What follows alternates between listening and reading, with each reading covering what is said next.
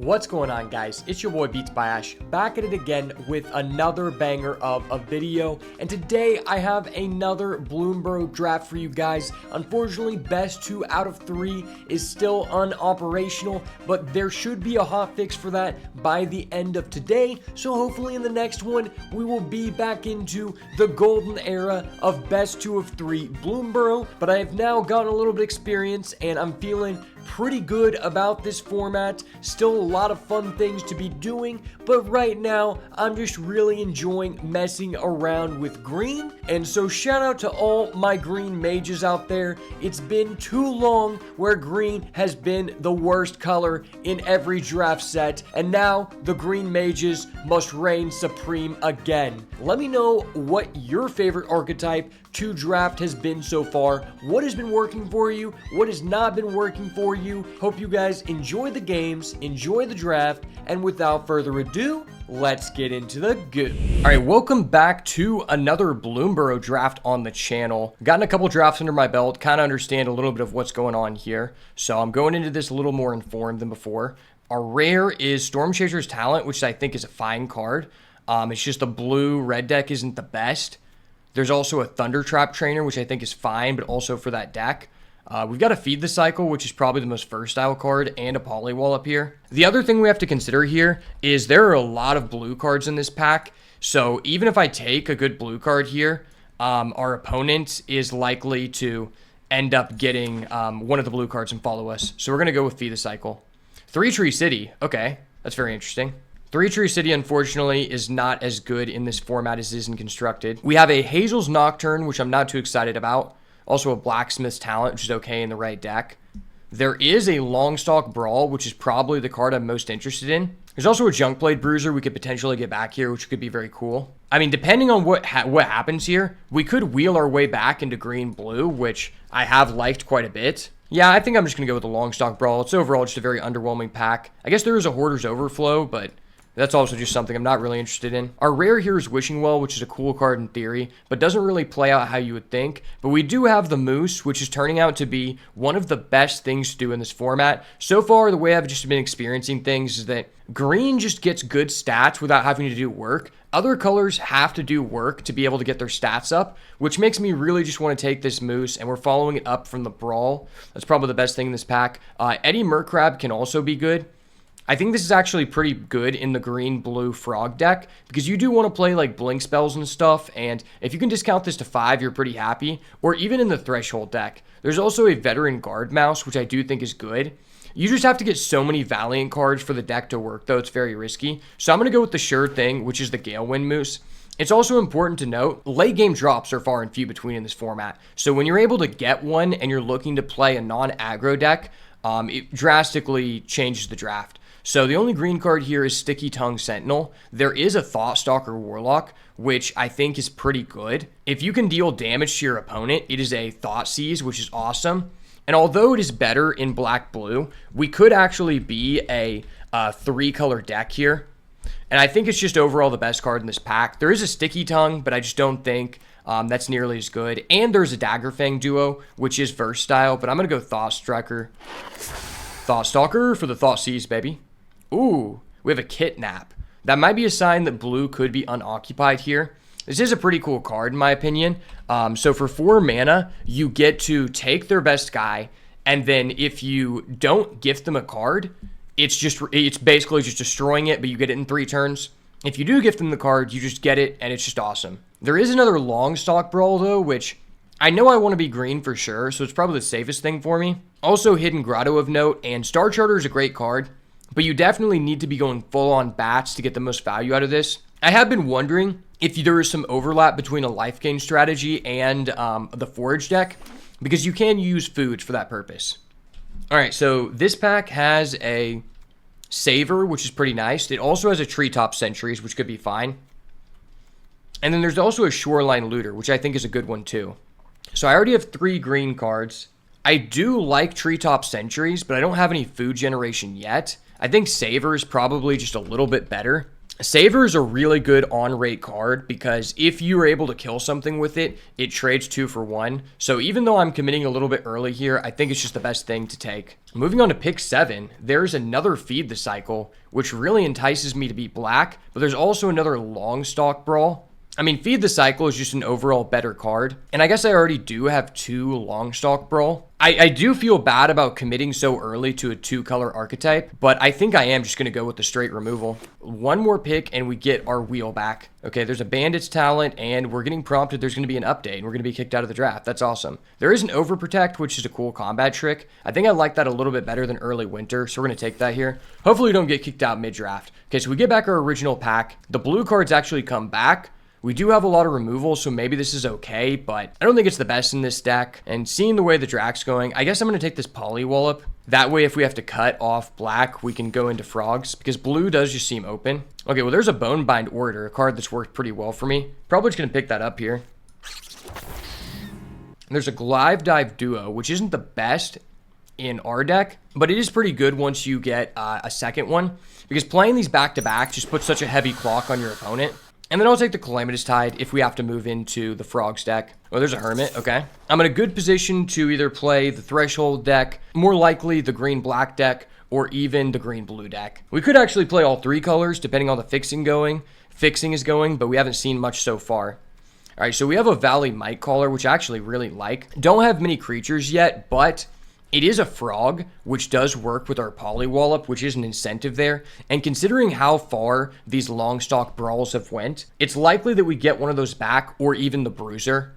If I could get the Bruiser, I'd be really happy. High Stride, honestly, I just think there's way better things to be doing with your mana than that. And then Barkform Harvester is actually kind of good if you're playing Squirrels or the Threshold deck, because it can stop you from decking out. But we're going to go with the rare here. We know we're green for sure. All right, what do we got in this pack here? Treetop Sentries, which I don't really want to pick second pick, but if we have to, we have to. There's another removal spell. There's also just a Shoreline Looter. Pretty evenly split between green and black, so we might just have to commit here. I mean, this card isn't terrible. It just feels really bad spending a second pick on it, but it's just a very low-value pack. Mousetrapper is cool, but we're not in the position to do that. And then I feel like Mind Drill Assailant, it just isn't the best for our deck. So far, we don't have anything that mills, so I guess I'll just take the Squirrel, even though it's not, like, really what I'm looking to find here. All right, we need some squirrels here, baby. Well, there's Nocturnal Hunger, which is pretty nice. There's also a Bone Cache Overseer. This card goes really well with the Forage mechanic because it triggers off of that, so I'm probably going to take it. Nocturnal Hunger is great, but I already have so much removal. And this guy is just a squirrel, which makes me really incentivized to do that. Now, Pantry is a pretty awesome card, but we don't really have the synergies for that immediately, so I think I'm just going to go with the Overseer. All right, well, we finally get a signal that we might be doing the right thing. There's a Vine Reap Mentor. I've said this before, I'll say it again. If a card has the word Mentor on it in this format, most of the cards that have the word Mentor on them are pretty insane. And this is one of those. This is easily a B+ card. It gives us food for our Feed the Cycle and our Treetop Sentry. And if we can trade it away, we're getting 2 game objects off that. Daggerfang Duo would also be pretty good, but considering we committed to be green-black, this is the best card for our deck. Okay, so there's a Starlit Soothsayer, which is okay. There's actually a Starfall Invocation, which is an insane card in this format. Sweepers are really hard to find, and this one is arguably, better than Sunfall in some ways. But there is a Junkblade Bruiser, which is probably the best card for our deck, so we're probably just going to pick that up here. All right, well, there is another Glide Dive Duo. There's also a Brambleguard Veteran. We have 1 Raccoon thus far, but this is just a good 3-drop. And then there's a Corpseberry Cultivator, which is a squirrel, which might be pretty relevant for us. Some people don't like this card that much, but I just care about it for the type. It's kind of what our deck's looking to do. And we don't have any other raccoons, so I'll get the Corpseberry. Once you can get it off one time, it's a pretty good card. All right, so there's Druid of the Spade, which isn't a great card, but we do have ways to generate food. And if you can generate food, this card does end up being pretty good because that is considered a token. It is a rabbit, which doesn't work out much for us, but Thornplate Intimidator I just don't think is a good card. And then Sinister Monolith is also just quite terrible. All right, well, pick 8, we're seeing a Corpseberry Cultivator and a Longstalk Brawl. And a Glaive Dive Duo. That's pretty nice. I think given how our deck has played out thus far, I'm probably going to be most interested in the Corpse Berry here. So far, our curve is okay, but we'd like to get some more food generation. All right, so it's a High Stride versus a Starscape Cleric. Not the best card. I don't really want to play this card, but if we're limited on playables, we definitely could. Bark Form could be okay, but I guess I'd rather have that guy. It's more likely to go in the deck. And then Moonrise Cleric, I don't want to have to play because it is double black, but we might have to put it in there. So we're going into pack 3 with, you know, roughly 18, 19 playables we want to actually play, which is pretty nice. Wildfire Howl is one I definitely want to experiment with, but I haven't been in a situation to use it. I'll take the Roughshod Duo here. Okay, well, there's a pick 12 Wishing Well. I'll take it for the collection, sure. Okay, pack number 3, we have a Maha. It's Feathers Knight. Holy shit.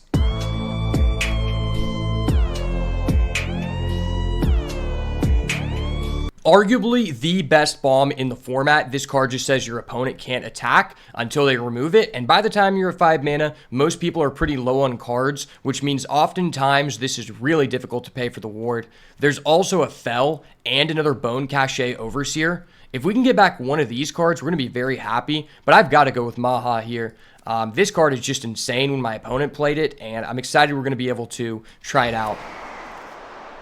Okay, well, there's a lot of black cards in this pack, which is probably pretty good. Nocturnal Hunger. We have 15 creatures. So there is a Coiling Rebirth, which could return our Maha, which is kind of cool. There's also a Consumed by Greed. And there's a Heaped Harvest, which maybe might be the best. And a Nocturnal Hunger. I don't have any ways to mill, which is really bad. Probably just going to take the Consumed by Greed. All right, well, the deck is removal dense for sure. There's a Polywallop, there is a Peerless Recycler, return a permanent from the graveyard to your hand, and then if you promise a gift, return 2, which is a really cool card. But there is another Bone Cache Overseer, which seems to go really well with our Forage theme. So I'm probably going to take that. We have a chance to get 3. Now, we would really like to see the 1/3/2 drop that allows you to ramp so we can get to our top end, because this is like some of the most top end I've ever had. Or if we could get a cash grab, that'd be great for this deck. Okay, well, not too much going on here. I mean, we already have 15 creatures. Our deck is pretty set. We do need a couple more playables, but I think I'm just going to take this Uncharted Haven to fix our mana. We do have a lot of double-costed cards. Pretty good on removal, pretty good on everything.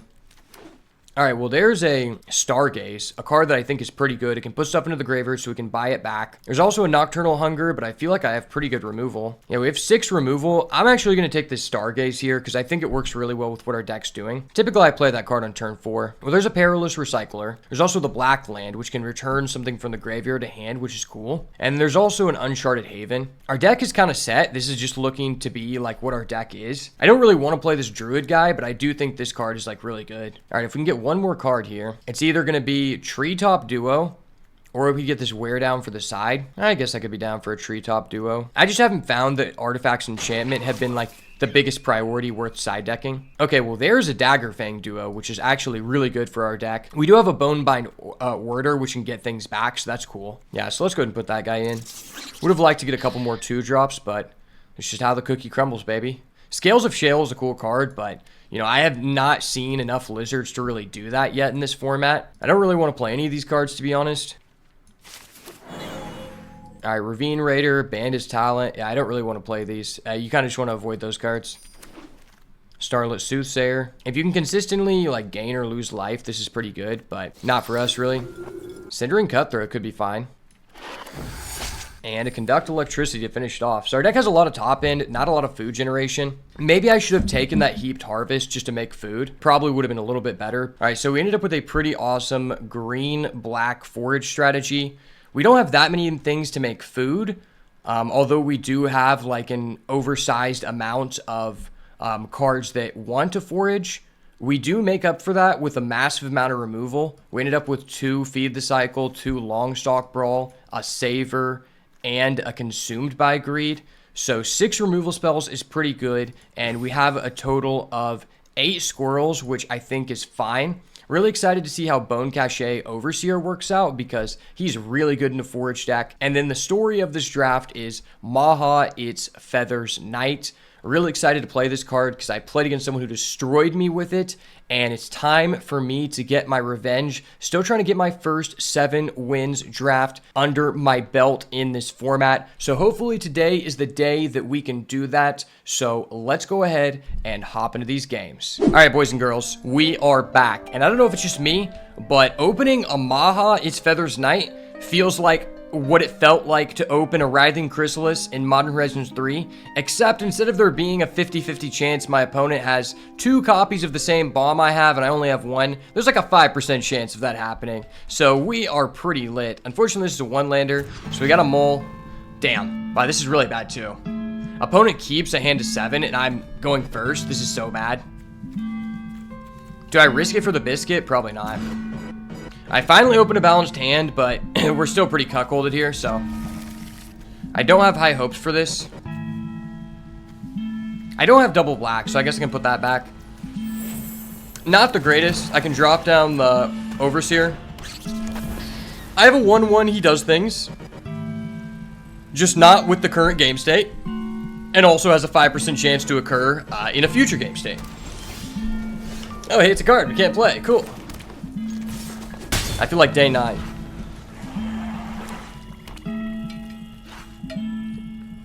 Opponent's playing black-white. The nightmare of my opponent having a Maha is looking like it might come to fruition.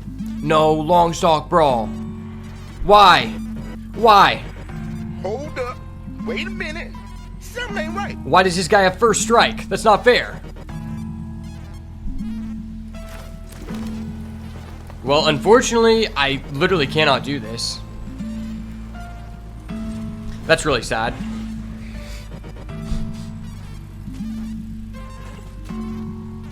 Yeah, I don't know if the chances are rather high that we're going to be able to pull this one out, but I'll try my best.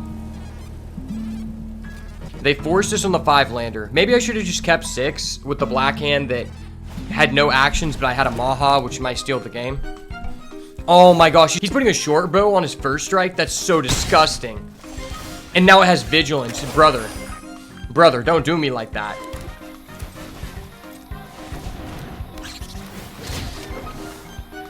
Alright, well, I guess I can gift him a fish and potentially kill his stout, or stoat.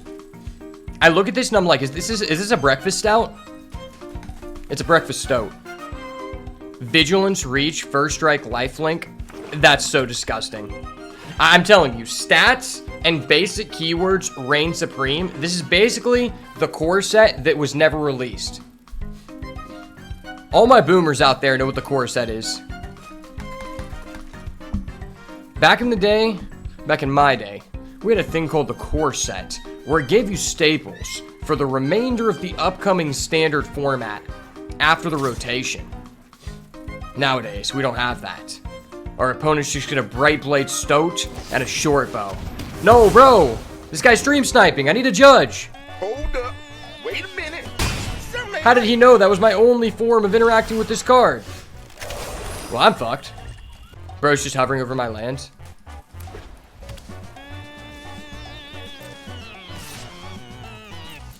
If I actually lose to this one creature, that'd be so funny. Oh, that's so bad. That's so bad for us.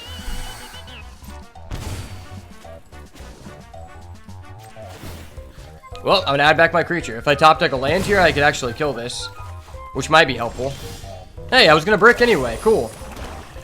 We love a good brick this time of year. I'm gonna raise you 1 brick, and in response, give you a tapped fish.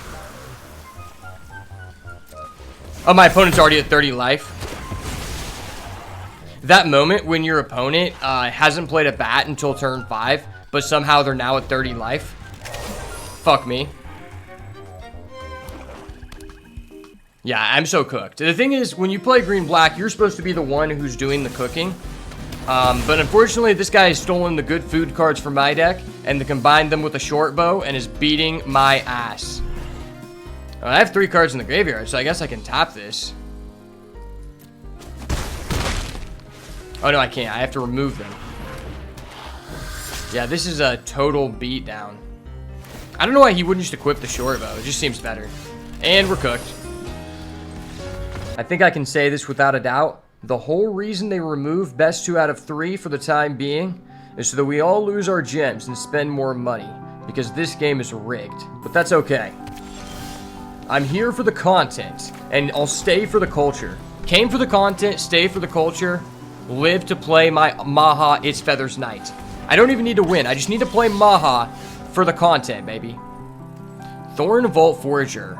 Okay, so this is just like the Manadork of my dreams that I'll never see. That's cool. You love to see it.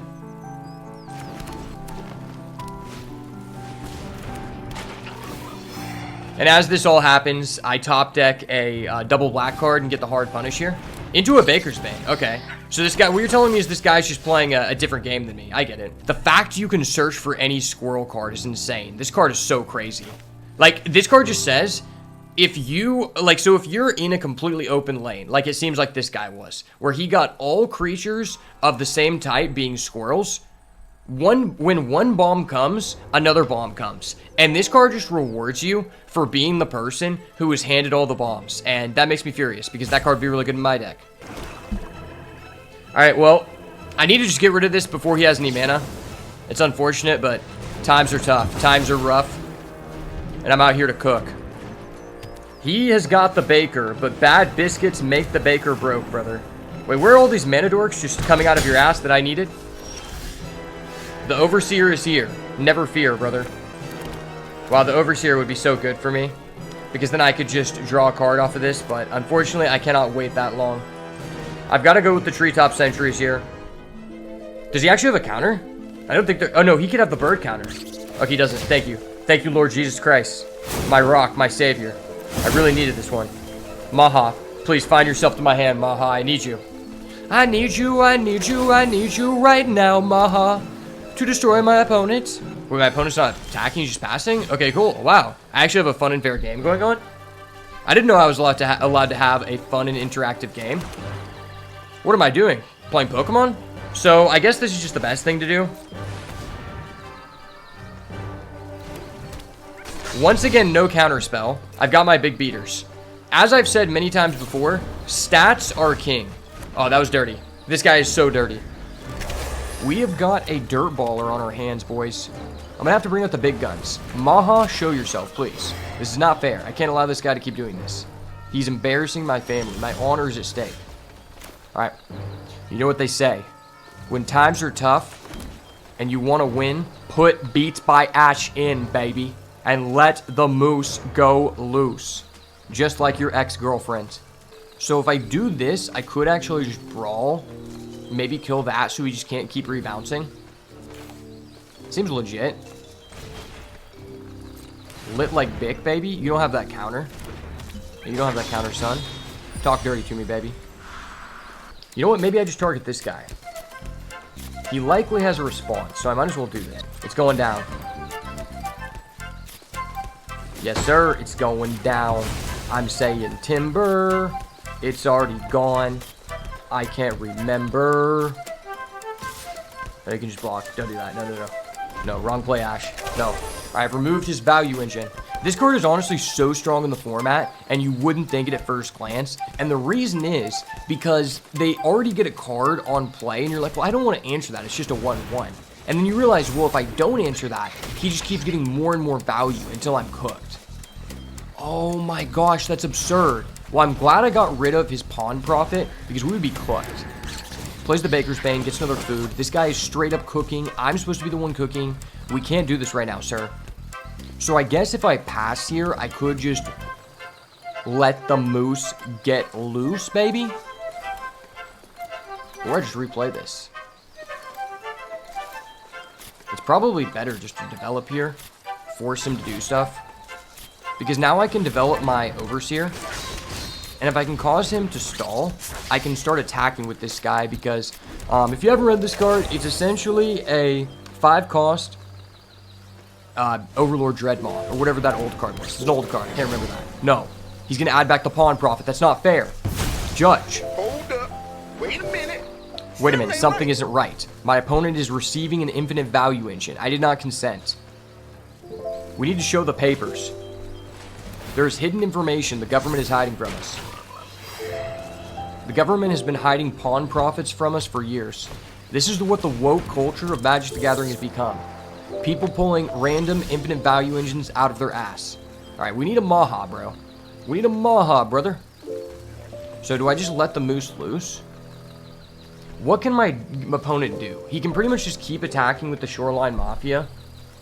But I don't really want to feed the cycle that. It does let him loot. I could just develop this. That's kind of a cool card. Is there any way to forage? So if I put a card in the graveyard and I feed, I will be able to forage, which is kind of a based thing to do. It's a based game action, for real, for real. What if I just attack with this and see how he does? Let's see what he has to say about the Junk Blade Mafia, baby. The Junk Blade Mafia is here. Don't mess with the boat. Okay, so that's 5. He has no way to blink. What can you do for 1 green? I don't think you can do anything. 6/6, baby. That was a weird block. I don't know why you would make that block unless you know you can buy back the pawn profit. Oh, that's so disgusting. 1 mana, draw 2. You saw it here first. Wow. The Hazardous Herbalist. This card's insane if you have a token, and it's more insane when you have an unblockable guy. He's gonna discard a land. Card advantage is king. Card advantage is king. Oh, and he's a Bramble Guard veteran. Dude, the veterans are coming down. We're getting shiesty in this. So I do have 2 in the grave. If I'm able to put a 3rd in the grave, I could technically feed the cycle, then tap this guy.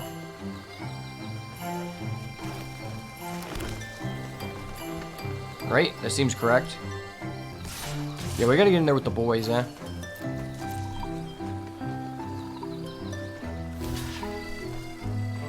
So that's 4, 5, 6.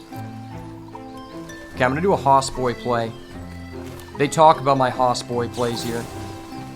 We're gonna go Overprotect on this guy, because that's just a base thing to do.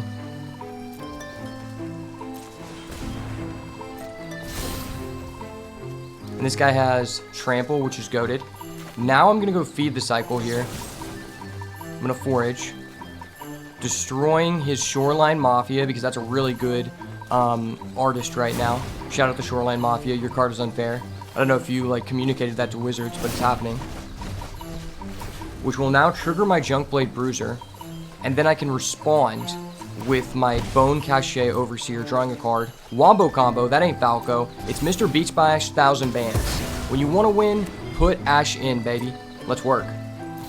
Ring-a-ning. Told y'all, you don't want to see the moose get loose. Wow. I completely turned this game around out of nowhere when my opponent just had an infinite value engine recurred twice. But it turns out we're just that good. No Maha needed, but I would really like one. Alright, so I have a 1-drop. My opponent's on the play. Not like a great hand, but I could Stargaze on 3 to get out of this. And I just have my mana sources right now. So I'd rather keep a hand with mana sources than one with not. Opponent starts off with a Bravekin Duo, really good card. We're gonna start off with our Bone Cache, baby. If he actually has a lot of mice, this card's really good. If you don't have mice and you're playing rabbits, I don't think the card's good at all. Ooh, that's a good one, though. Okay, so we do have a Feed the Cycle. I cannot currently forage. But if he attacks, I can Overprotect, which is a cool one here. That one is an oldie but goodie, you know? Oldie as in I used it last game, but it's so good I'm also going to use it this game. He's going in. Surprisingly, he wouldn't pump that guy. I would pump that guy if you're only attacking with him. Okay. Well, I gotta kill that guy. I gotta murk him. Someone called John Wick. I just did his job for him, baby. Like that, baby. Like that, like that. They call me John Wick with these flicks. I don't need a blicky to make things get real sticky. So I kind of want to kill that immediately, but it's probably just better to develop. Yeah, we'll just develop this now. Now, this leaves us the option to where next turn, assuming he doesn't respond to our cultivator, we don't have to use feed the cycle. We can go long stalk brawl. And really, if he does kill that, it puts another card in the graveyard, which I would prefer to forage from the grave with this so that we get the effect. Oh, and we go into another person who has the short bow stoke combo. I honestly think this is white's best uncommon because it fits in any white deck, and this card can win the game on its own if you can keep buffing it or putting equipment on it. And that was showcased last game, how unfair that is. So I guess we've got one in the grave. This will put 2 in the grave, so this is fine. Do I want to give him a fish? I mean, he might be kind of kinky. I don't know if I want to give him a fish. Yeah, this guy's kind of kinky. I'm not going to give him a fish. Yeah, this is sorcery. The fact that its ability is a sorcery is what really makes it not good. Corpse berry. Berry in your corpse. Berry in your corpse, eh? Put that berry in your corpse. Put that berry in your corpse, eh? You know what to do? Hey, corpse berry got the goo. Hey. What you gonna do? What you gonna do when the cultivator comes for you and his friendly overseer? Tradesies? Tradesies. Yes, sir, skis. Putting the 3 cards in the graveyard for my other Bone Cache Overseer. We are cracked, boys. Now, unfortunately, this is an ability that requires a tap, so I won't be able to, you know, feed the cycle on his turn, but he's just gonna pass, so that's amazing for us. Ooh, we get the Uncharted Haven, great. Well, I think I'm gonna start this turn off by taking advantage of my opponent getting landlocked. Let's go ahead and pay 2. Yes, sir. Put the cards in the grave. Put the cards in the grave. Hey, looking like a fool with the cards in the grave. Just like Drake said, when I die, put my money in the grave. Hey. When I die, bury me with all my chains. Hey. When I die, tell Bushy Bodyguard I came with the gang. All right, we're gonna go Corpse Berry here. We're gonna pop off. This is kind of a based play. A lot of people wouldn't notice this line, but you know, I'm a very based individual, and I do this stuff on a daily basis. We're gonna go for Corpse Berry Cultivator because he's a young jit. Presidential, he is a jit like Barack Hussein Obama. And then we're gonna go ahead and tap the Overseer. Kind of a based maneuver here.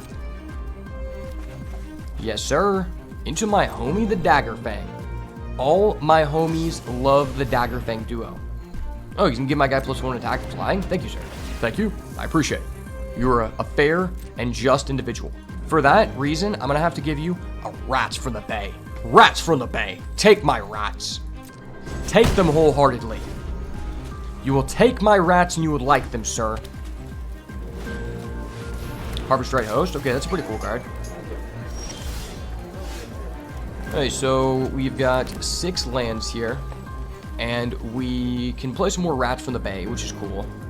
I actually also have 3 cards in the grave, so I can actually trigger my Bone Cache Overseer again, which would be really funny, because I don't really need to. But, you know, I am a man of culture. Yeah, you know what the heck? Let's mill some cards first, right? Milling cards is cool. Milling cards is fun and fair. This also can change what I want to exile here. I do have a Bonebind Orator, so depending on what I mill here, it doesn't really matter. Mill 2, mill 1, mill 2. Okay, those cards were gas. I wish I didn't do that, but that's okay. And then let's do this. I'm going to forage for the boys, eh? Kill that guy. Foraging for the boys, don't mind me. 1, a 2, a 3.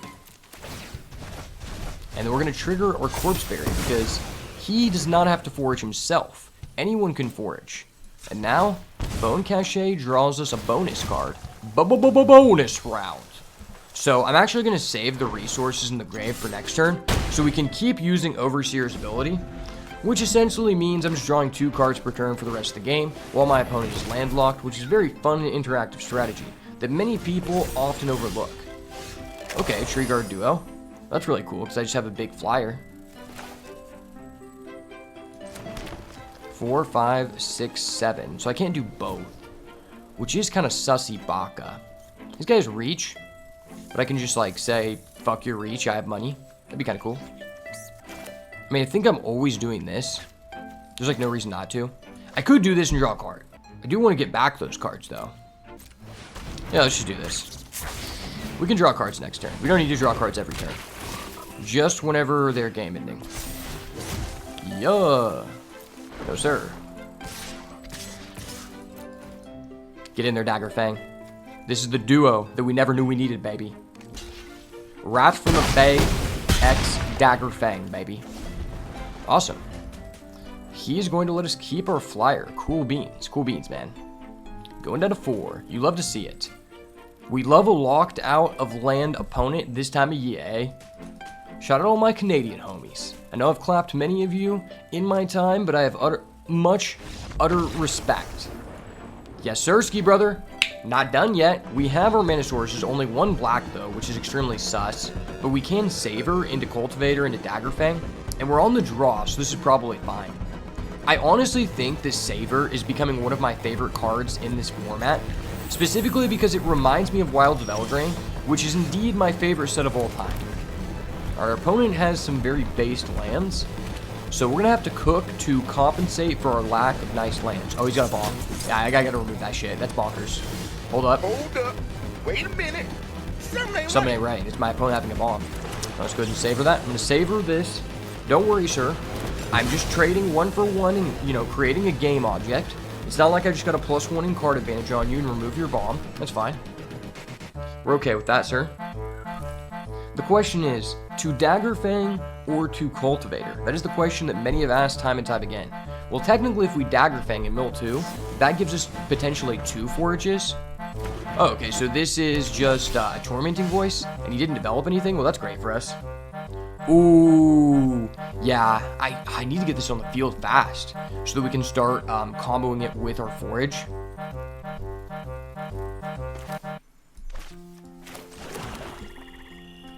With that being said, I think I probably just go Daggerfang here. No, I think I Cultivator.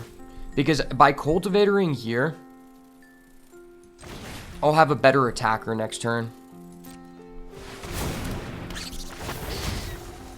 Sack, sack, sack food. Sack, sack, sack you. He's like, bro, wait, why do you have a 3 mana 3/4? Why does my deck not have a 3 mana 3/4? Imagine being a person who has a 2-color deck and has only seen one of their 2 colors. Couldn't be me, man. Couldn't be me. It's not like the best of 1 gods have done that to me before. I don't believe in false prophets like that, you see?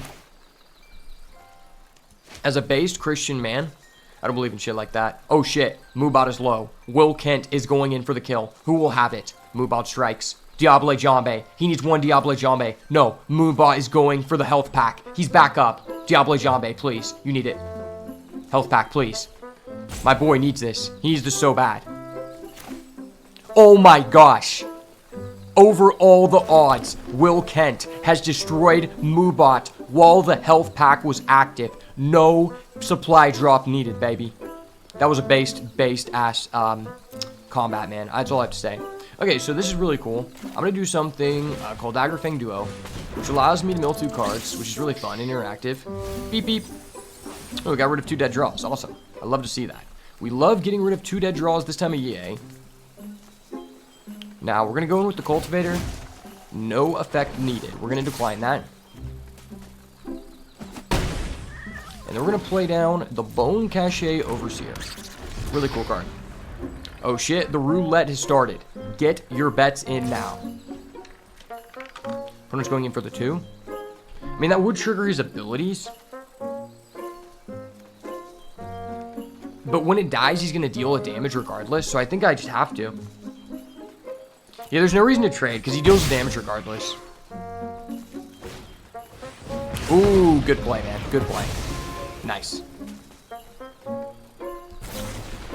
And he's taking out the trash? Bro. Brother's out here taking out the trash. I should take you out, man.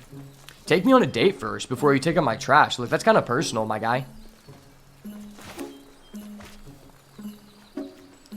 So I think given the situation, what I'm going to do is I'm going to play my Treetop Sentries, I'm going to Forage, and then I'm going to specifically draw into our second Bone Cache Overseer so that we establish 2 bodies in 1 turn.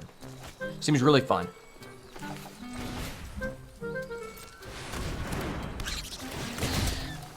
Watch out, the Forager is here, baby. Forager Johnny has entered the chat, triggering my Corpse Berry. Yes, sir. Ooh, the laddie. Junkblade Bruiser. But I always forget that Corpseberry triggers off someone else foraging. It's honestly just such an absurd card. Some people, like, on a couple of tier lists I looked at, they have this card as a C-. How is this a C- when if you are, this is only for the forage deck, and if you have other ways to forage besides this, it's so plus. It's like literally absurd. So I guess whatever way you look at it, I'm just killing all of his minions with my attacks. So this is probably, there's just no way I can go wrong here. And if I kill this guy, nah, there's no reason to. I'm just going to go Junk Blade. Junk Blade! Shout out my homie Trash Boat, the OG Raccoon Rigby. If y'all remember the homie Trash Boat, then you might be a little bit old because that show's older. He's like, this is suspicious. Why are you letting me get in damage next turn as a red-black aggro deck? Because I'm a nice guy, okay? Corpseberry. It's funny because he spent all his resources removing my other cards, which literally just grew my Corpseberry. That's what's so good about this. It's like you hold on to it, and then they remove your better cards because they're like, it's small, and then it just gives you fuel to be able to upgrade it. And now I just have two big threats. The kids nowadays call this pogging off. Oh shit, Will lost 500. I'm sorry. That hurts. Nocturnal Hunger, okay. Losing the 2. I see you, my guy. Finally drew a black mana. Things are happening for my opponent. He's up in life. So I have 7 lands. If I pay this, yeah, let's just go ahead and do 2.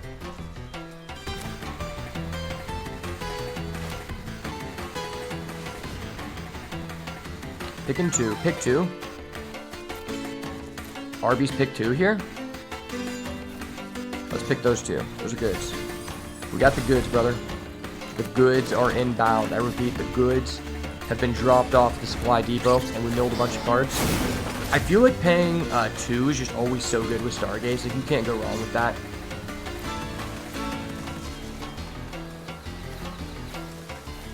Is there any reason to grow this? Yeah, it doesn't really change the clock, and 5 is already pretty beefy.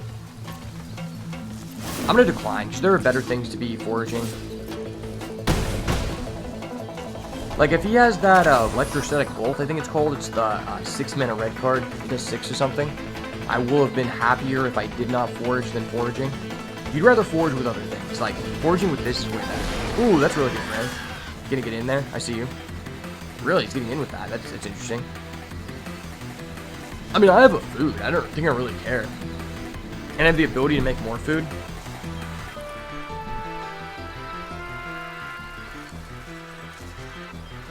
Yeah, why would I block? I can just gain life.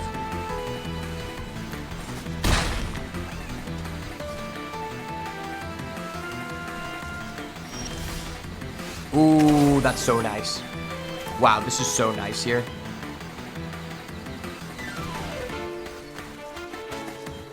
So I'm going to do a really awesome play here. I'm going to play second Corpseberry because he's not legendary for a reason.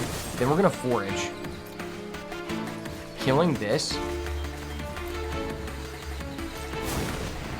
And then we're going to keep our food because that's important. Get rid of Stargaze because I'm a motherfucking Starboy like the weekend. Double Corpseberry triggers in this biatch.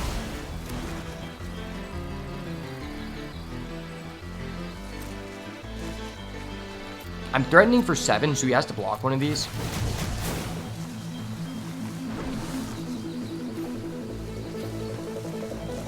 I guess there's no reason not to forage. It's just double triggers all day. That's so nice.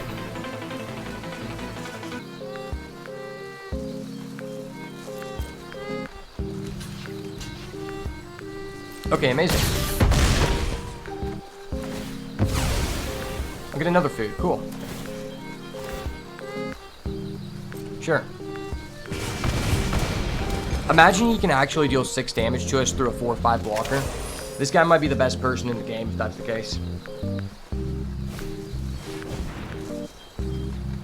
Okay. Good game, sir.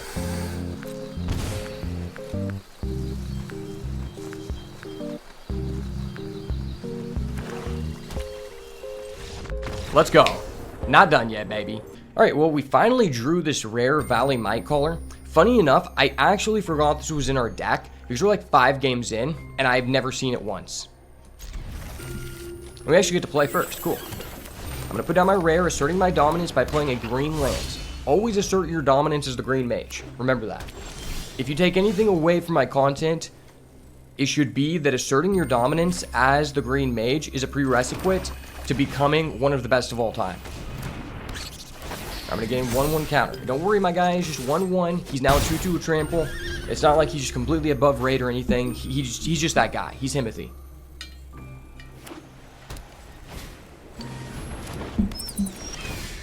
Ooh, I get the Saver. That's such a hot top deck.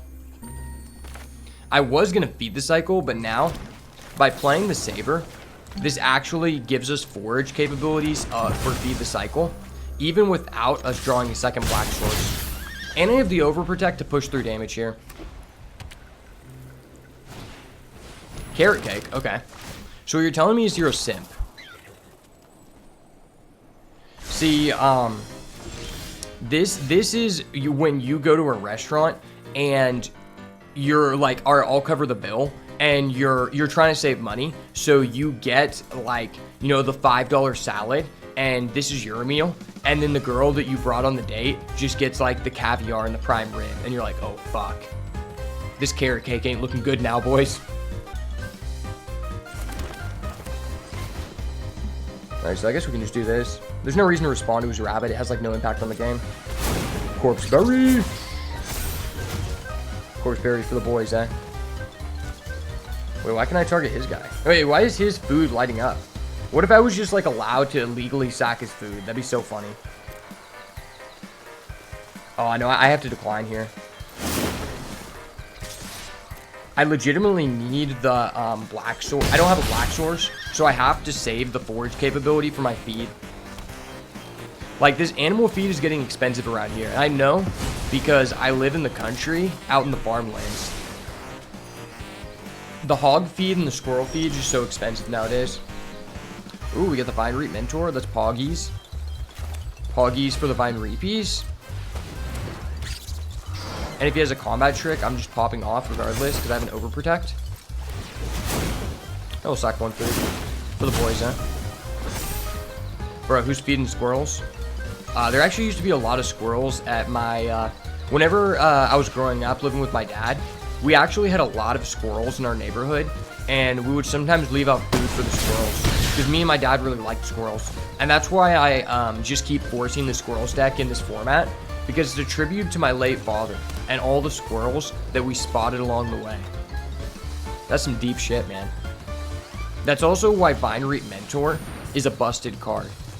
Because Wizards of the Coast knew that my dad was a based individual and he was a mentor to the squirrels. Oh shit, my opponent actually has a Dewdrop Cure. Literally never seen anyone play this card because it's like not good. My opponent had played 3 mana to get back a 1/2. Well, I'm going to have to say access denied, brother. This card is good card. Good card stay on field, brother. Oh my gosh, Maha is finally here. Boys, boys. It's our friend. Alright, I just got off the phone with the professor. He said our friend Maha has arrived. The party can finally begin. Unfortunately, we don't have a fucking black mana. Do I really want to kill that? Or wait, is my opponent just dead? Yeah, my opponent's just dead. Yes, sir. No, I finally draw Maha and I don't even get to play it. Why? They don't want to see us play the Maha, but we fuck them up anyway. Okay, well, I have a Vine Reap Mentor. Potentially, I can Thoughtseize my opponent. All right, I'm reaping the vines. It's wraps. I'm reaping the vines. It's for the Squirrel Nation. I'm asserting my dominance on turn 1 by playing the forest as per standard protocol. Oh shit, my opponent's island has boats. Wow, that is goated. I think this is one of those ones you can't craft and you had to like buy a secret layer, which tells me this person got scammed in real life because they had to purchase a secret layer. Which means I think I'm still the one coming out on top. Because regardless of who wins and loses this match, in the end, I wasn't the person who got scammed into buying a secret layer. Alright, sir, please don't negate. Please don't be another game where we draw Maha with no sources. Okay. Dazzling Denial. I get it. You're a cuckold. It is what it is. Some people just choose to be cuckolds. And none of those people are members of the Squirrel Nation. 3 mana, 3/2. Nice, man. And I'm just not going to draw the appropriate mana source. That's really cool. Alright, well... Hot Wheels, beat that. I have Menace. Burr. I didn't even get the full value out of my 3-drop, and somehow it's just still a light years ahead of this guy's 3-drop. This does tell me he has a busted card if he's discarding a non-land. Oh, he has a Hunter's Talent. Don't do me like that, son. Wait a minute. Something ain't right. Wow, and he has a Pawn Prophet. Holy, this guy's doing me dirty. I need a Judge. Judge, step in. Okay, still can't afford to play anything. That really sucks. So that costs 3 mana to do. I don't really want to do that. I kind of just want to keep my mana. We might be cooked, boys. The opponent has 2 potential infinite value engines, and that's not cool. I'm going to hold full control so he thinks I'm cool. Psych, I'm not very cool. My hand's ass. Alright, well, please do not mess us up here, son. I need this more than you.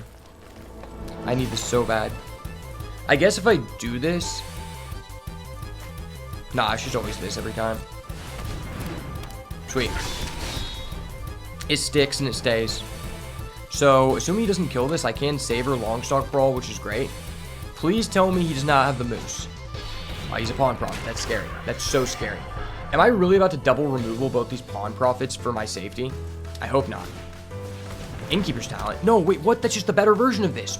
Holy shit. That is so scary. That is so freaking scary, dude. Every turn you get to put a 1/1 on everything. That's so unfair. Holy crap, man. That's unfair, man. Yeah, I'm not giving you a fish. You a broke boy. You a little boy to me. I ain't giving you no fish, son. Oh, this guy is ward? Wait, why does this guy get ward? Permanents with counters get ward? That card's so unfair. Holy shit, the card's unfair. Ayo. The fish reign supreme. The fish reign supreme. Maybe I just hold this Savor so I can respond to whatever he targets. That's pretty big brain. The full control has been enabled. He's going level 3. No, don't go level 3 on me. Don't go level 3 on me, sonny.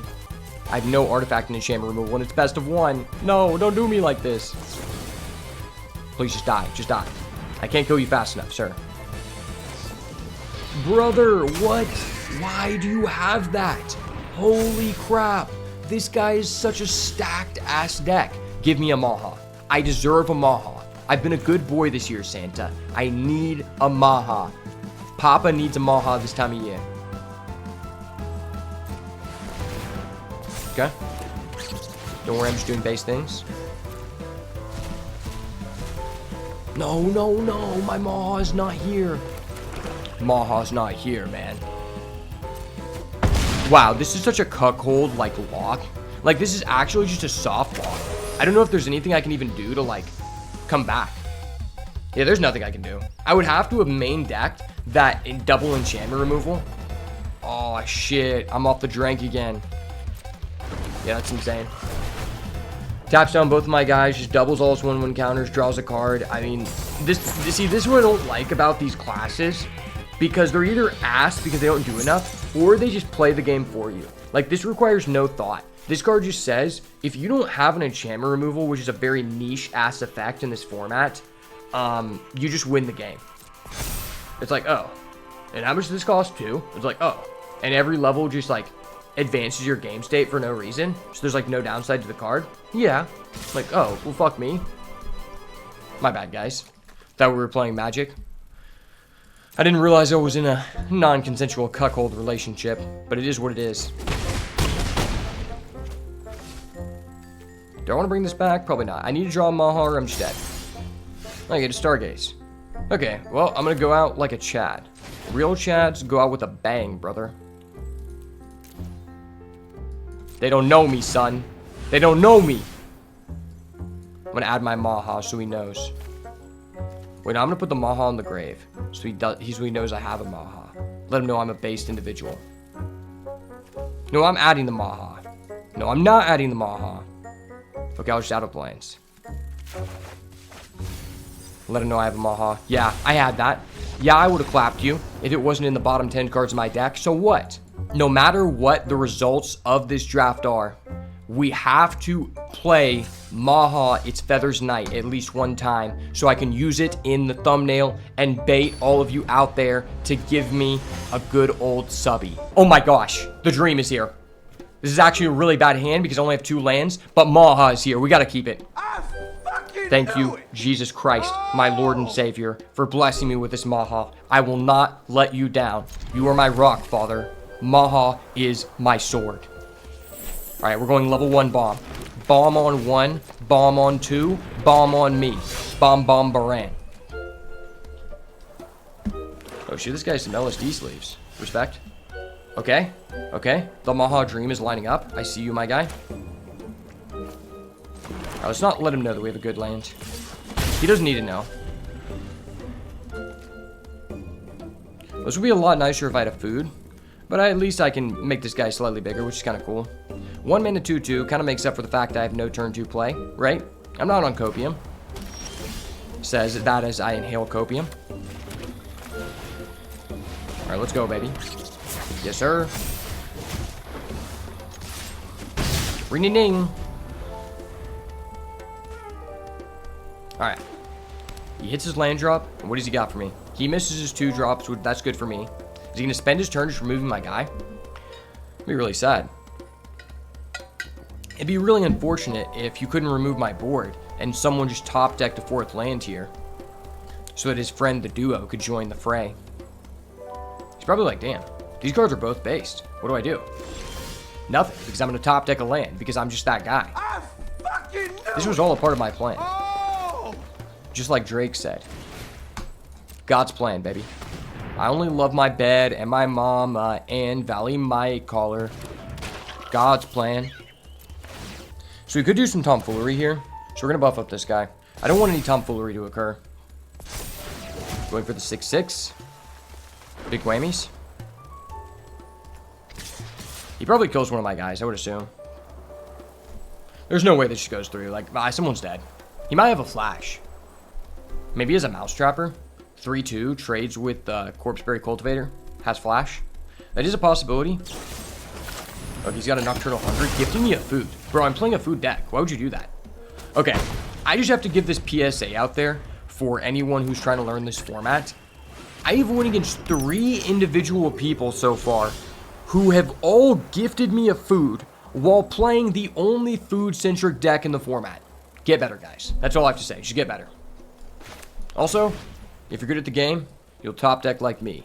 Ha ha ha. This is really cool. Longsword time. No fishy fishy.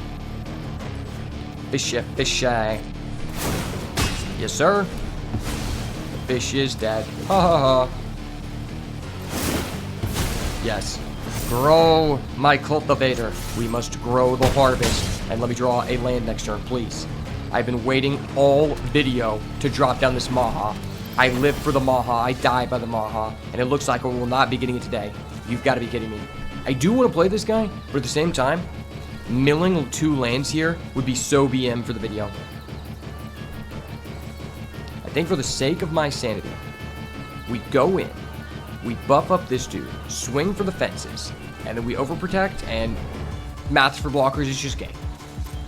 Which I hope is not true, because Maha has been waiting to come down since I picked her up. She's a good birdie. So this doesn't have lifelink.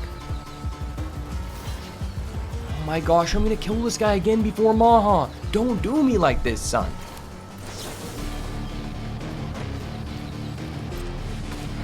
Well, did it to him again. I didn't mean to, but that's just how the cookie crumbles. Maha will be waiting in the wings, whereas it has waited all run. Oh my gosh, Maha is here. The dream is possible. We do not have a 2-drop, but the dream is there. We have the lands to do it. We gotta keep for the culture. For the content, baby. We will Maha. Whether we win or lose, we live by the Maha and die by the Maha, baby. Okay, opponent has a Beauregard Mentor. That's not cool. It's really not cool, man. Maybe I just gift him a 1/1 fish just to kill that. I think this is legitimately worth it. It's actually really funny. Fish shot, fish shot. How you like them apples? Oh, that's so stupid. I didn't realize it would give him the fish before. I thought it was end of resolution. I just sacrificed my best card. No. I'm gonna lose to this fish. No, please. I don't deserve this fate. Psych, I baited out all of you. It was all part of my plan to set up my forage. You see? Do you see? Do you see now, Mr. Krabs? Okay, I would have really liked that card. Would have liked to not mill this card. I'm going to pat it on the back so it comes back to us. We have another one. Oh, he's a Tangle Tumbler. Oh my gosh. Me giving him the fish enabled his Tangle Tumbler. He literally wouldn't have that if it wasn't for me. Why do I do this to myself? Why am I self-destructive? Corpseberry Cultivator, tell me why. I didn't want to give him a 1-1 fish. I didn't know the interaction. I'm learning the format, please. All right. We're getting rid of Feed the Cycle. It feels bad, man. It feels real bad. Maybe actually... Nah, I'm going to keep Glide Duo in case we end up getting our dude that adds back from the grave. Corpseberry. Alright, all we got to do is just not die to this stupid artifact and I can leave with my pride. He can just start buffing things up, which is kind of scary. But Maha is inbound. Like I said, live by the sword, die by the Maha. He has the sword, I have the Maha, and I gave him a fish for no reason.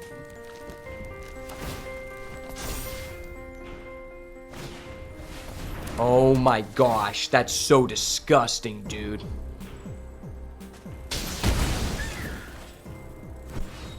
Wow. This guy's vile. He's going level 2. Dude, he's going level 2 on us. If I didn't give him the fish, it was GG's. No. Wow. Alright, Maha, you gotta do work, baby. Do work for me, baby. Yes. Oh, wait, no, I have to do that, though. Alright. I'm gonna bite down on... I'm gonna do some MMA shit. Bite down on the mouth guard and swing for the fences. This is the final round. I gotta go for a finish. Do I attack with this? I mean, I need to do damage to end the game. But by leaving this up, he cannot attack with his Tumbleweed. Which is very relevant. Please do not have an answer to my Maha. Maha deserves not to be answered. One like on this video. One like on this video buffers up our Maha tenfold. No, this fish is my demise. This fish is my demise. This guy's really fishy. Alright, Maha, start clocking him, baby. Baby girl, you gotta clock him for me. I said, do it for me, baby. Then I closed my eyes, and Maha went crazy. 2 times Maha. He's playing a land, which tells me he doesn't have an answer to my Maha. Head of the household, that's so scary. He can buff everything.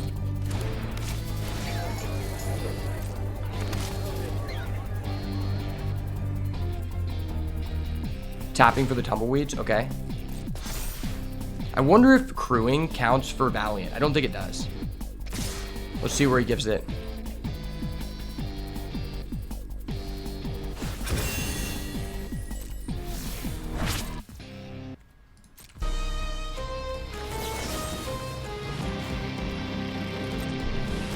Goodbye.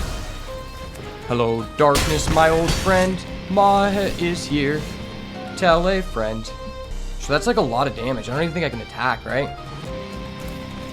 Ooh, but I can draw. No, I can't draw this turn. If I wait a turn, I can, though. So what happens here? He attacks with everyone. Buffs up all of his mice. Oh, yeah, so that's just mice. So he has 1 mice. So this is 2, 4, 5, 6, 7, 8, 9, 10. So if I attack with that, I block here. I block a 2. And then I'm taking 2, 3, 4, 5. I'm alive. I have to attack with my Maha because I have to establish a clock. I guess I can remove these because it increases my chances of him not removal spelling this. Just hope he doesn't have it. Hope he's not that guy. don't have a removal. You're not that guy.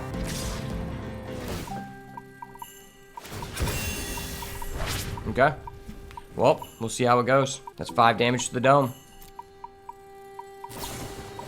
No, he had a rabbit response. Maha, no. I'm losing because of the fish. Don't do me like this. Wow. I didn't even... The one time I got Maha was versus a tokens deck where all of the guy's stats were 1 health anyway. Just forget that blunder ever happened. It didn't make a difference in the game. I'm not gonna lie, it drastically changed the game. Well, that was very unfortunate. Still got 5 wins, so I can't be too dissatisfied with that. And overall, this was still an extremely fun run. And maybe, who would have known, who knows, if we actually could have went undefeated if I wouldn't have given my opponent a 1-1 fish of all things. Turns out, you don't want a long stock brawl into your opponent's green, white, gold card rabbit. That card breaks your sword. I should have known.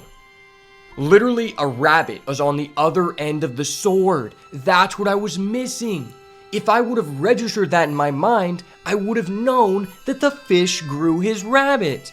But regardless, usually in these videos, I like to state one thing I've learned from the draft. And what I learned here is that Bone Cache Overseer is a powerhouse in these decks and a card that I'm actually going to be prioritizing decently early if I know that I want to go into squirrels, because this card is amazing. You know, just like Corpse Buried Cultivator, which a lot of people are underrating. A lot of people say this is a C-. I think this is a C+. This card triggers not when it just forages, but with anything foraging, which makes it just get, you know, secondary buffs to you already doing your stuff. Likewise with Bone Cache Overseer, and it's just a card you can play on turn 1, which there are not that many at the lower rarities for this archetype. Stargaze continues to impress me, and I think good green-black decks want 1 Stargaze in them, just because it gives you so much card selection and can give you multiple forages from 1 action, kind of mitigating the tempo loss of you not, like, affecting the board at all. And plus, like, a lot of the time, I do this when I'm at 7 or more mana, and I just pay 2. And then most of the cards in our deck are 3 or less, so I can at least put 1 thing on the board and profit 2 cards. Feed the Cycle was great as always. Overprotect was actually amazing my first time using this. Savor is insane, one that you really want to look out for. Pick it early, pick it often, because this is great in this deck and it's not that bad in the other black decks. Vine Reap, Mentor, a staple as always. I'll continue to say it over and over again. Cards with Mentor in their name are amazing. And as well, this card right here, Maha, Its Feathers Knight, is a powerhouse. I know I didn't really get to showcase the full benefit of it because the one time I did, my opponent was playing a token deck where everything was already X1, but this card can straight up stall out the board, and oftentimes it's that ward discard a card that can end up getting your opponent, because by the time you're in the late game where you can afford to play this, most likely, both of you are really low on cards in hand, since most decks are very aggressive and just throwing their hand in the field, and they might not be able to answer this for 2 or 3 turns, and this is usually a 3-turn clock. If you've done 4 damage by turn 5 of the game, which most decks will, this is a 3-turn clock. It's really hard to answer, and it makes all your opponent's attacks terrible as long as you have anything on the board, even when you tap this down to attack. And as well, I really want to start prioritizing these Uncharted Havens. I think a lot of people have this conception that it's like, okay, if it's free, I'll take it. But I actually value it slightly higher than that. If there's like a passable card that it's like, okay, I would be okay playing this, but it's not good, I'll probably take this over it, especially at the end of pack 1, because the card is just so impactful in best of 1, where the hand smoother continues to screw you over and over again. Mudflap Village was actually pretty cool. This is my first time getting to use one of these lands, and the aspect of doing it when, you know, I wasn't able to draw any more creatures was pretty awesome. So I do really like this one, because usually when you're foraging, you can forage and just get rid of probably your instant sorceries, like your Stargaze that put things in the graveyard anyway, and leave your best creature. And I'll say it one last time before we end the video. The moose is loose. This card is crazy, and you should be willing to pick this pick one if there's not a bomb rare, because the card is so versatile and it's just a straight blowout. Stats are key, and green is the best color for that reason, because other colors have to do work to get their stats and keywords up to par on card quality to your cards, where you're just like, I'm gonna throw out a moose and it's already just better than a lot of your rares that you had to do work for. But that was an awesome draft, and I really hope you guys enjoyed it. Thank you so much for getting this far in the video. Definitely gonna have a lot more drafts coming soon in the future, especially when the best of 3 queue is back online, because that is way more of my style, and I'm going to try to explore a lot more strategies. But I'm definitely interested in making a guide video on, how you want to find your way into squirrels and what some of the key cards are to do such things. So if you're interested in that, make sure to let me know down below in the comments. And as always, if it's not the goo, it's got to go. Peace.